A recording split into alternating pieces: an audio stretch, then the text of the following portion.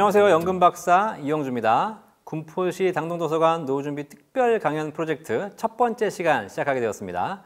제가 작년에 여러분들에게 연금에 대한 강의를 해드리면서 굉장히 많은 조회수가 나오고 또 관심도 많이 가져주셨는데요. 사실 저도 굉장히 좋았습니다. 왜냐하면 지난 몇 년 동안 제가 연금의 강의를 해오면서 사실 연금의 중요성을 사람들이 잘 모르셨거든요. 그런데 불과 한 1, 2년 사이에 많은 분들이 연금에 대한 관심 가지시면서 많은 질문도 주시고 관심도 가져주셨어요. 정말 궁금해하시는 몇 가지 질문들이 있었거든요. 그 중에서도 국민연금에 관련된 가장 궁금한 질문들 오늘 여러분께 탁 찍어서 시원한 해결책을 알려드리도록 하겠습니다.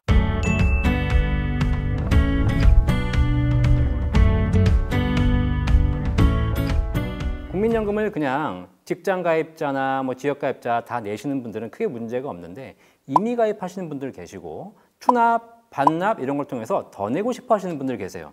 그런 분들이 더 내시는 건 좋은데 그러면 이거 내면 얼마나 더 받을 수 있나요? 이렇게 받게 되면 정말 좋은 건가요? 라는 가성비 질문이 굉장히 많습니다. 자, 국민연금은요. 낸 만큼 더 받기도 하겠지만 어떤 경우에는 낸 것보다 훨씬 더 많이 받기도 하고 좀 적게 받기도 합니다. 그래서 이거를 따져보는 지수가 하나 있는데 그게 바로 뭐냐면 상계월수라는 단어예요. 상계월수가 뭐냐면 내가 낸 돈 대비해서 연금으로 받는다면 그 낸 돈 원금을 회수하는 데 걸리는 시간, 이것이 바로 상계월수라는 겁니다. 상계월수가 100개월이라고 하게 되면 내가 낸 돈을 원금을 다 받는 데 걸리는 시간이 100개월이라는 얘기입니다. 자, 만약에 여러분들이 한번 예를 들어볼게요. 여러분들이 1,000만 원을 국민연금공단에 더 내셨어요. 자, 그런데 1,000만 원 더 냈더니 한 달에 10만 원씩 연금이 올라간다고 합니다. 1,000만 원 더 내고 한 달에 10만 원 더 받으면 좋은 걸까 안 좋은 걸까 고민스러우시겠죠? 그때 바로 나타나는 지표가 상계월수예요. 자, 한 달에 10만 원씩 받게 되면 100개월이 되면 1,000만 원 다 받으시게 돼요. 기간으로 따지면 약 8년 정도 받으셔야 원금 다 받게 되는 거죠. 좋은 거예요, 안 좋은 거예요? 좋은 거죠. 내가 65세에 연금을 개시하면 73세만 되면 원금을 다 받는 거예요. 그리고 그 이후에 사셔가지고 8년 더 사실 때마다 원금이 또 나와요. 80세까지 사시게 되면 거의 더블로 받으시게 되고 90세까지 사시게 되면 3배로 받으시게 돼요. 낸 돈의 3배, 4배를 받으니 얼마나 좋아요. 자, 그래서 여러분들이 내가 낸 돈 대비 연금을 받는 것이 얼마나 좋을까의 가성비가 궁금하시다면 반드시 상계월수를 체크해 보시면 됩니다. 국민연금 상계월수가 120개월 이내가 나오신다면 굉장히 좋은 대안이고 120개월이 넘으신다면 조금 생각해 볼 만한 대상이 될 수 있습니다. 자, 그럼 상계월수 어떻게 알아요? 걱정하지 마세요. 국민연금공단 전화하셔가지고 얼마 내면 얼마 받아요? 라고 물어보고 끊지 마시고 한마디만 더 물어보시면 돼. 그러면 상계월수는 얼마인가요? 라고 물어보시면 돼요. 그러면 국민연금공단 콜센터에서 다 알려드릴 거예요. 그게 짧다면 좋은 거고 길어지면 길어질수록 안 좋은 거니까 반드시 한번 체크해 보시기 바라겠습니다.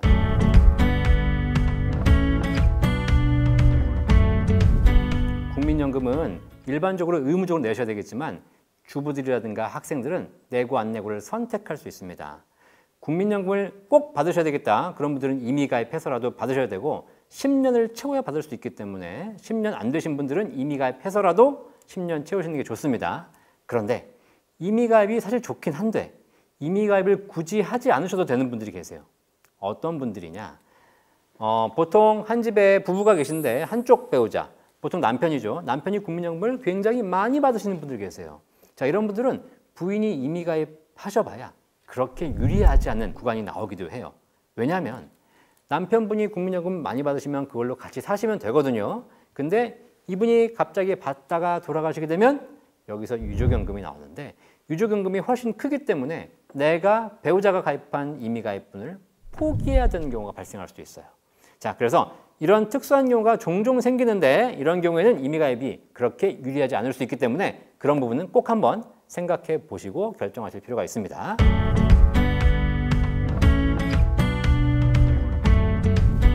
국민연금 받다가 돌아가시면 유족연금이 지급돼요. 일반 개인연금은 받다가 돌아가시면 낸 원리금 정도만 보장하고 끝이지만 국민연금은 받다가 돌아가시면 받던 금액의 약 50에서 60% 정도가 평생 지급돼요. 얼마나 좋아요. 그렇기 때문에 국민연금은 받으시는 분도 좋고 받다가 돌아가신다 하더라도 배우자도 좋다는 겁니다. 그런데 한 가지 문제가 있어요. 좀 전에 말씀드렸듯이 내가 돌아가신 배우자의 유족연금을 받으려고 보는데 내연금이 있는 거야. 내연금이. 이때 어떻게 돼요? 내연금과 돌아가신 배우자의 유족연금이 중복수령이 안 돼요.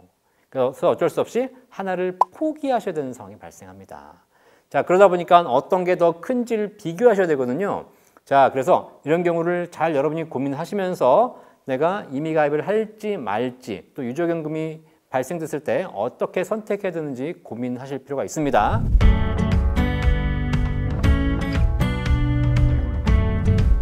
일반적인 개인 자산은 상속을 하면 됩니다. 상속은 배우자에게 줄 수도 있고 뭐 아버지, 자식 아니면 친척, 조카, 뭐 강아지만 빼고 다 줄 수 있어요. 그런데 국민연금의 유족연금은 배우자에게 주거나 배우자가 없으면 부모님께 주거나 부모님이 안 계시면 25세 미만 자녀에게만 줄 수 있어요. 자, 그런데 미혼이신 분들은 부모님은 돌아가셨을 테고 배우자 없고 자녀도 없죠. 그러니까 어떻게 돼요? 결국은 이런 분들은 돌아가신 이후에 유족연금을 받으실 분이 안 계세요. 자, 그래서 이 미혼인 분들은 사실상 유족연금 혜택을 거의 받지 못한다고 보시면 되겠습니다. 이런 거 사실 고민해서 여러분들이 결정하실 필요가 있기 때문에 국민연금도 하나하나 구체적인 상담이 필요할 것 같습니다.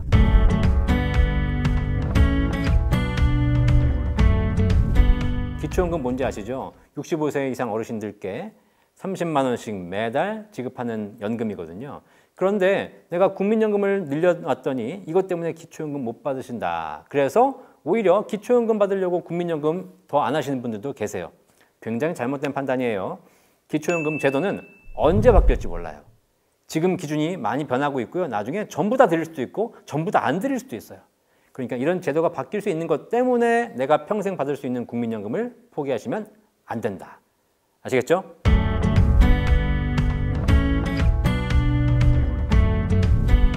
자, 마지막으로 국민연금 기금 고갈 때문에 걱정하시는 분도 많이 계십니다.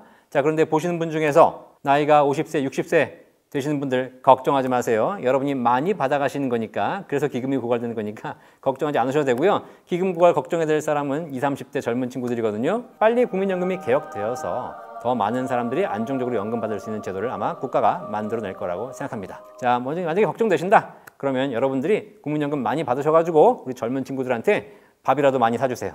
아시겠죠? 자, 오늘 국민연금에 대한 몇 가지 질문 말씀드렸는데 혹시 궁금한 거 있으시면 댓글 달아주시면 친절하게 답변해드리고요. 유튜브 연금박사에서도 여러분께 다 안내해드리고 있습니다.